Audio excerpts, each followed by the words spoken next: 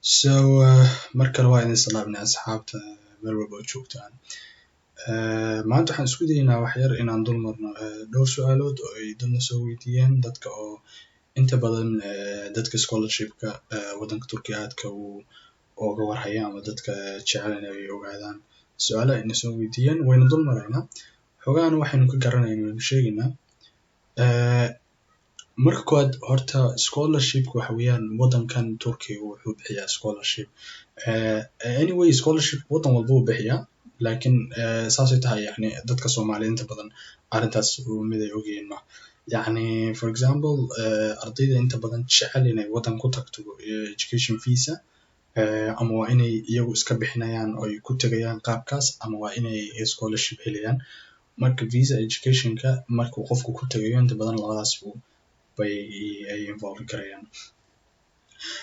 Aan iskaga durqo su'aalahan ay dadkan soo weydiiyeen. Qofka koowaad Sundus Maxamuud waxay leedahay Sundus Maxamuud scholarship muxuu yahay? Horta scholarshipku haddii af Soomaali magacaas loo dhigo waxa weeyaan waa waxbarasho deeq waxbarasho weeyaan. Minxo deeq waxbarasho yani qofkan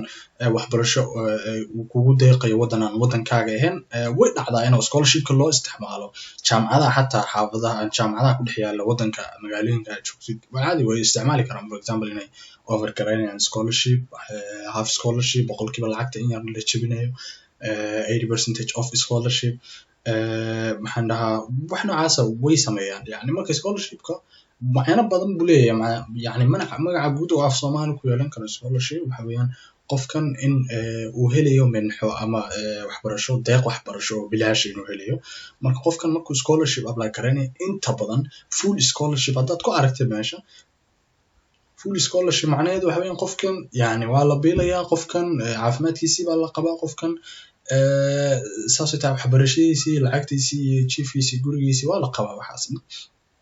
responsibility full baa loo qaaday marka dad inta badan half scholarship wax la dhahaa jira qaar iyagu waxaa jira macnuhu scholarship uu yahay in lacagta kalaaskaaga wax ka mid ah la rido marka qaar baa ku dhigi kara for example annaga waxaan bixinaynaa scholarship boqolkiiba 20% off macnaheedu ay tahay 20% off macnaheedu waxa weeyaan 80% ayaad lacagta bixinaysaa boqolkiiba 80 baad bixinaysaa 20% baa lagaa dhaafay 30% off marka taas waxa weeyaan scholarshipka lacagta qayb kamid ah laga deynayo qaar ba marka waxay ku dhahayaan scholar baan bixinaynaa scholarship waxaan sameynaynaa qofkan half scholarship baan bixinaynaa waxa laga yaabaa in la dhaho qofka chiefkiisa waa la qabaa jaamacadda lacagteeda iska bixinay ama qofka la dhaho jaamacadda lacagtiisa waa la qabaa laakiin magaaladii ku jooga iyo waxaas maxana nolosha kala asiga qabay marka waxa sidoo kale dhacda in qofka la dhaho waxa weeyaan full scholarship taas waxa weeyaan iyada qofkii dhanaa waa waxa weeyaan scholarshipkii qofkii dhanaa waxa weeyaan responsibilities si full ayaa loo damaanad qaaday marka scholarship macnaheedu si kooban waxa weeyaan minxo ama deeq waxbarasho oo lagu deeqayo taasoo ka kooban dhowr nooc oo half noqon karta scholarship maxaan dhahay full scholarship noqon karta su'aasha labaad waxa weeyaan qofkan wuxuu ina weydiinayaa sidee la isku diiwaan geliyaa tan aan u dambaysiiyo because su'aashan waxoogaa waa yar muhiim because qofku inuu isdiiwaan geliyo macnaheedu waxa qofku inuu horta applicationkii helo inuu maxaan dhahay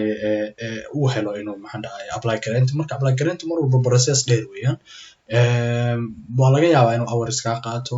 way u baahan tahay inaad ka fikirto meelaha barkood su'aalaha barkood oo si maxaan dhahay lagu weydiinayo deeply detailka maxaan dhahay loo ogaanayo way fiican tahay xataa inaad ahmiyad gaar siiso ka fikirto waqti siiso because su'aalaha dhowto leh interviewga su'aalaha adiga kasbaya in lagu yeero weeyaan si randomly mar walba horta loo doorto ardayda laakiin saasoo tahay yani role bay ku leeyihiin yani waxaad qorayso role buu ku leeyahay oo waxa laga yaabaa aslongo waxa uu yahay emotional aslongo waxa uu yahay wax dhibco wanaagsan oo kale aslongo waxa uu yahay wax la karayo oo kale marka wayska horta loo eego inna markaas karti laakiin mar walba waxa weeyaan inaad adiga waxaad qoraysaa aad ahmiyad gaar siiso aad uga fikirto aad bay wanaagsan tahay su'aashan aan ka horreysiinay sidee lagu heli karaa scholarshipka Nuurtan Nayrus qof ay ugu qoran tahay horta waxa weeyaan scholarshipka waxa lagu heli karaa qofku horta inuu apply gareeyo processka oo mar walba process mar walba taagan maaha oo processkan scholarshipka waa mid sanadkiiba mar lasoo saaro boqolkiiba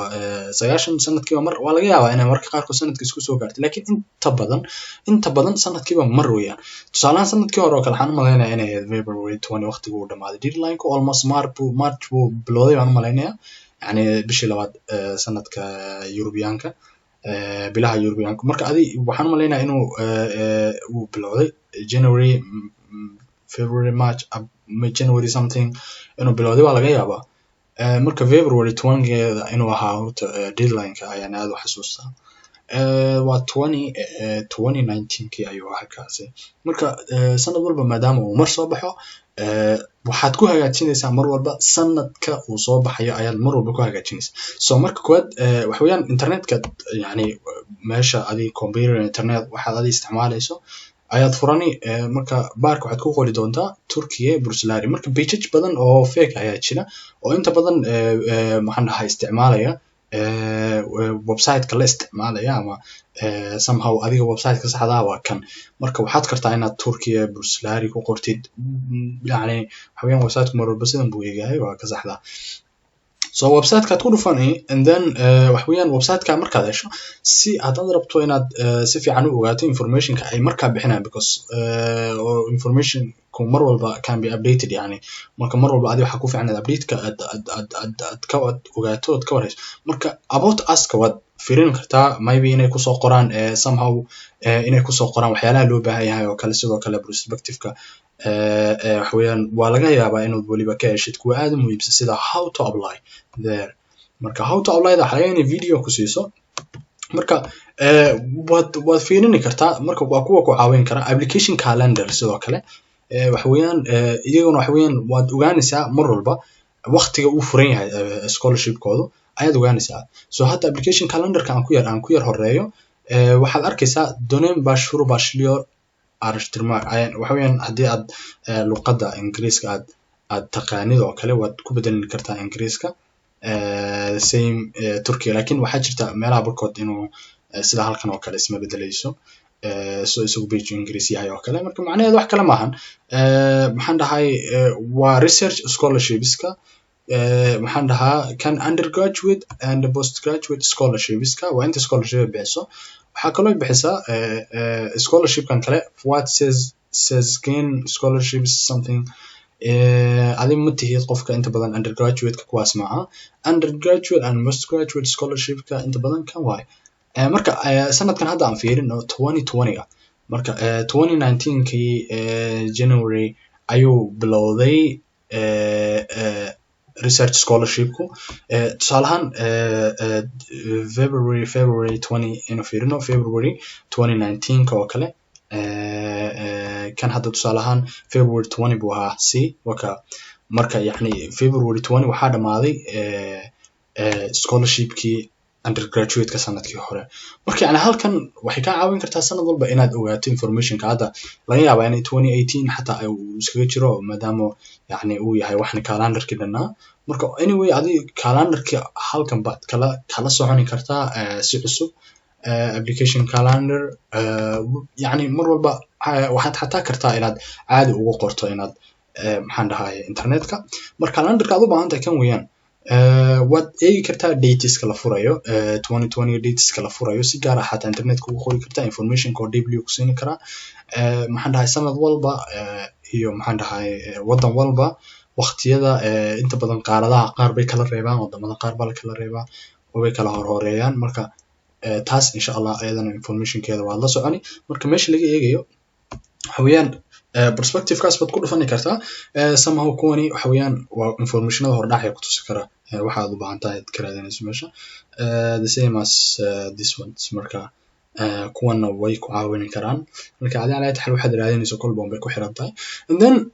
waad marka apply and login always halkaas baad raadinay which are requirements aan halka ku qornayn oo meelahan ku qoran oo kale way ku qoraan announcements oo kale iyo somehow news oo kale waa laga yaabaa in halkan ku soo qoraan maxaan dhahay marka halkan oo kale iyada xataa waxa weeyaan site-ka calaayad xal page-ka home-kiisa weeyaan way fiican tahay inaad mar walba eegto ku yar dhaadhacdo detailska marka adiga ayaa ogaani oo waad geli ingiriis buu inta badan ku qoran yahay ku caawini doonaa wixii su'aalo aad soo weydiin marka adiga apply and login ayaad mar walba markaad buuxinayso oo kale aad ku dhufanaysaa. laakiin marka adi waxa weeyaan qofkii inuu maxaan dhahay scholarshipkii uu helo waxay ku xiran tahay marka inuu mar walba deadlineka uu ogaado, kabacdi uu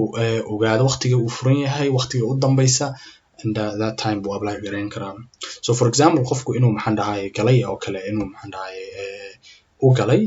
and then wuxuu qofku ku dhufani pageka how to apply and login ta, and then pagekaas yani kabacdi qofku wax weeyaan dad password iyo bahalkii baad leedahay, and yani pageka aad u baahantay kan weeyaan kana kuu soo baxaya, and then waqtigaas waxa weeyaan pagekan kii aad markaa u baahneed aad ku qori lahayd maxaan dhahay informationka. haddii marka aad cusub tahay oo kale waad isregister garayni, marka waxa weeyaan videogii hore ayaan ku sheegnay qaabka la isku register garaynayo.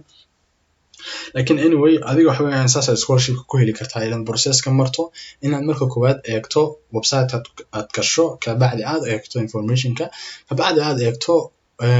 informationka waqtiga u bilaabanayo, deadlineka waxa aad eegto, requirementska aad eegto, adigoo waxaagaas dhan wata inaad marka ugu dambeysa pagekan timaado, oo kabacdi haddii markaad cusub tahay aad registration ku dhufato, kabacdi inaad register garayso sidaan videogii hore ku sheegnay. aynu u gudubno su-aasha qofkan una weydiinayo. wiilkan wuxuu leeyahay deeqda waxbarasho ee sanadlaha goormay furmaysaa? deeqda waxbarasho ee sanadlaha goormay furmaysaa? deeqda waxbarasho ee sanadlaha waataan hadda kasoo hadlaynay. sanad walba inta badan bilihiisa koowaad oo kale muhiim ah inaad eegto, because bilaha koowaad ayay inta badan kusoo qoraan. yani tusaale ahaan 2019 oo kale haddii February 20 uu deadline ahaa, waxay ka dhigan tahay almost February way socotay. marka ugu yaraan January 15 oo January 16 bay bilaabeen hadda sanadkii u dambeeyay bay ka dhigan tahay yani, because haddii lagu dhaho February 20 geeda ayaa maxaan dhahaa la xiraya, almost why not January 15keeda 16keeda 10keeda January 29 January 20 la bilaabo oo kale bil bay inta badan calaamad xal socota apply garaanta. marka adi bilaha hore waad eegi kartaa, waad eegi kartaa si toos ah calendarka ugu qori kartaa. marka hadda meeshan calendarka gelin oo kale waxa xasuusta marka calendarku inuu eegi karnaa, halkaasna waad kala socon kartaa. tusaale ahaan anaga undergraduate waxa weeyaan undergraduate ka dateskiisa oo kale January application openingska January 15 oo kale buu ahaa dadka application close kuna 20 February buu ahaa. marka waxa weeyaan inta badan adiga inaad deadlineka eegto macnaha kabacdi aad ka apply garayso. marka mar walba candidates baa jira, kuwa loo ogol yahay inay buuxiyaan baa jira, kuwa aan loo ogolayn baa jira, wadamada aan buuxin karin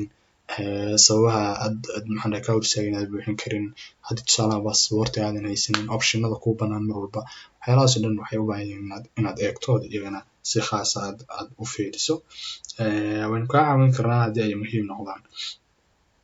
marka aynu usoo gudubno su-aashan aynu ugu dambeysayno, wuxuu qofka leeyahay waa maxay scholarshipku, sidee la isku diiwaangeliyaa oo qofkani leeyahay mihaas bio sida la isku diiwaangeliyaa. marka scholarshipka sida la isku diiwaangeliyaa hadda waynu ka yar hor dhacnay. waxa weeyaan mar walba inaad website-ka haysato, and then website-ka after kan ayaa ka saxda ah, waad apply garaynaysaa, kabacdina waad maxaan dhahay gelaysaa applicationka, and then waxaa kuu soo baxaya applicationkan oo kale waxaad ku qoraysaa site-kaaga adi markaas aad lahayd, tusaale ahaan oo kale ayaad ku qoraysaa, kabacdi wuu kusoo baxaya. adi haddii aad qof cusub tahay waad register garaynaysaa, waxaad u baahan tahay waxa weeyaan inaad ku qorto name, middle name, surname, genderka, date birth and something, yani kuwan oo intan oo kale socon. marka adiga insha Allah waad intaas waad ku qorqori, wax u baahan baalkii maahan. marka insha Allah haween kabacdi waxa kuu soo bixi doona applicationka ayaa kuu soo bixi doona. applicationka marka uu kuu soo baxo waxa weeyaan markaas applicationka ayaad galaysaa, then applicationku wuxuu leeyahay yani su'aalo kale ayuu kusii weydiinaya oo u baahan inaad ayagana maxaan dhahay ka jawaabto. kuwaas ayaa lagu weydiini, kabacdi somehow kuwa kabacdi waxa weeyaan waad ka gudbi kartaa, yani stepka ku xigan bay kolba kusii dirayaan. yar dheer yahay waxa weeyaan aynu yar galna application. tusaale ahaan here we go. waxa weeyaan hadda tusaale ahaan calaamadaas xiritaanka waxay ka dhigan tahay qofka uu wada buuxiyey. laakiin calaamada sixitaanka waxa weeyaan qofku waa markii pageka aad buuxiso aad ka baxdo marka kuwa loo baahan yahay kale waxaa ugu horeeya personal informationka waxa weeyaan waa backgroundgaaga informationkaaga adi personal information si khaas lagu weydiin doono family information oo kale contact information waa lacala hadii lagu soo aqbalo education information oo kale waa waxbarashada backgroundga aad bay role uga ciyaartaa aqbalaadaada role weyn ba ka ciyaartaa education informationka language details waxa weeyaan iyaduna waa role bay ka ciyaartaa because waxay ku tusinaysaa somehow waxay ka caawin kartaa somehow haddii aad haysato shahaadooyin extra oo kale waxay ka caawinayaan inaad accurately inaad waxa sax noqdaan shahaadooyinka badan iyo waxa kolba qofka experience wax badan ama waxbarashooyinka acknowledgement-giisa kolba baaxadiisa ay weyn tahayna dadka inta badan lasoo aqbalay u badan yihiin